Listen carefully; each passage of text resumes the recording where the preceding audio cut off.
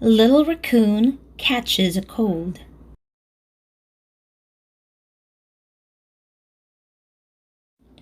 One morning, Little Raccoon woke up early. He looked outside and saw that the sun was shining. He took a deep breath and smelled the woods.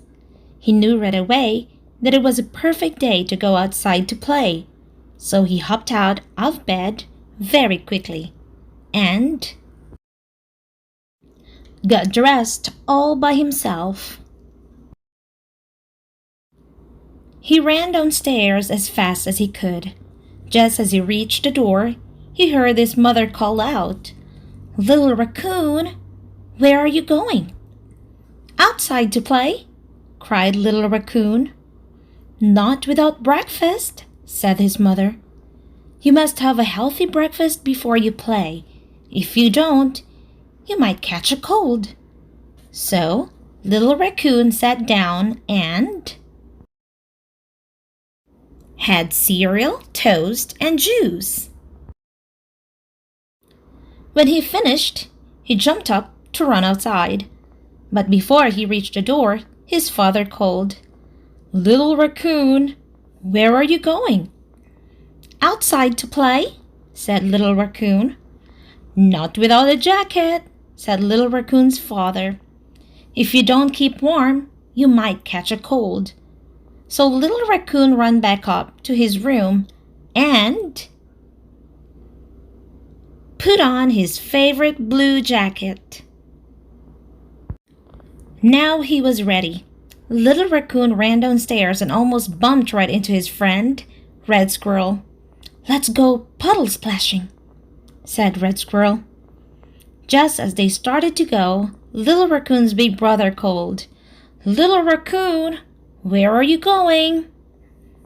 "Puddle splashing," he answered. "Not without your boots," said Little Raccoon's big brother. "If you don't keep your feet dry, you might catch a cold." Little Raccoon looked down and saw Red Squirrel's green boots. So Little Raccoon stomped back upstairs to find his.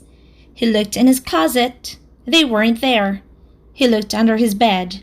They weren't there. He even looked in his toy box, but they weren't there. He stopped and said, "Wait a minute. What if I can catch a cold? I'll trap him and put him in a box and lock him up tight." Little Raccoon got so excited that he forgot all about his boots. He grabbed a sack and filled it up with things he could use to catch a cold. One more time. He ran downstairs. "Let's go," Little Raccoon said to Red Squirrel. He whispered softly, "We're going to catch a cold." And off they went. As they walked, Little Raccoon was busy looking. He looked up into the trees. He looked behind the bushes. He looked under some rocks. "What are we looking for?" Red Squirrel asked. "We're looking for a cold," Little Raccoon answered. "And I'm going to catch him with this." Little Raccoon reached deep inside his sack and pulled out his baseball mitt. Red Squirrel laughed. "You can't catch a cold with that." "Oh, yes, I can," cried Little Raccoon. "Wait and see." And he started to run around, holding his baseball mitt high and waiting for a cold to fly by. Red Squirrel just watched. Then he ate his lunch. Finally, he said to Little Raccoon, "You didn't eat any lunch. You can't catch a cold. Let's go puddle splashing." "Not yet," said Little Raccoon. "I'm going to get that cold, and I'm going to catch him with this." So he reached deep inside his sack and pulled out a butterfly net. Red Squirrel laughed so hard he almost fell over backwards. "You can't catch a cold with that." "Oh, yes, I can," cried Little Raccoon. He took his jacket off and ran around, swinging his butterfly net. But Red Squirrel was tired of watching Little Raccoon. "I'm going puddle splashing myself," he said. He walked down to the edge of the stream. "Here I go," he shouted. "Come on, try it." "Not me," said Little Raccoon. "I'm still looking for a cold, and I'm going to catch him with this." This time, he reached deep inside his sack and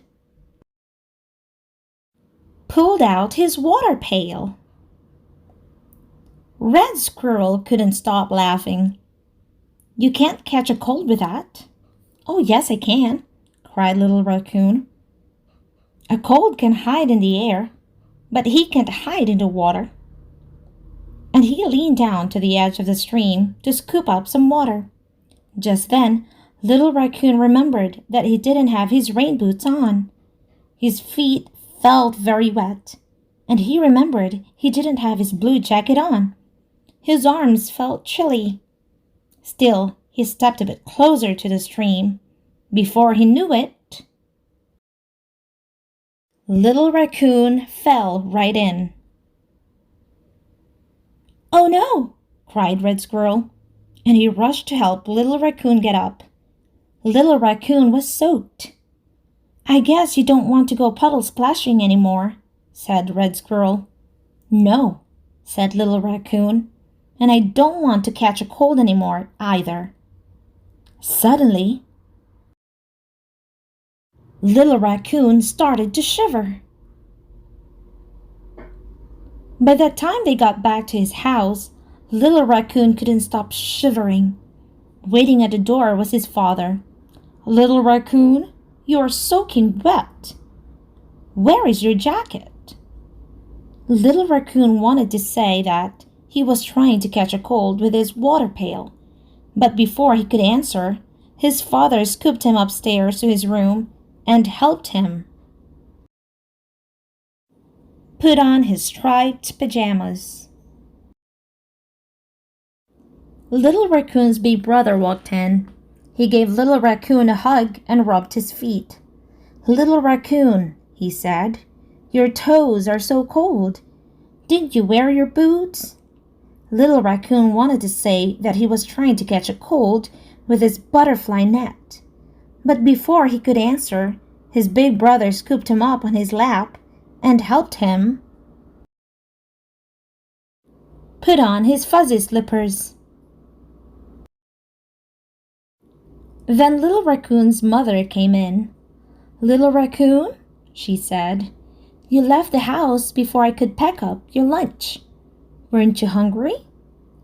Little Raccoon wanted to say that he was too busy trying to catch a cold with his baseball mitt, but he knew that wasn't a good answer. So instead, he opened his mouth wide and let his mother give him a spoonful of hot soup. "Thank you. I feel warmer now," Little Raccoon said. "Can Red Squirrel and I go back outside?" Little Raccoon's father started to say something, but he was interrupted by a great big sneeze. Little Raccoon's big brother started to say something, but he was interrupted by another big sneeze. "Oh, Little Raccoon," laughed Red Squirrel, "you couldn't catch a cold with your baseball mitt, or your butterfly net, or your water pail. But it looks to me like a cold caught you." The end.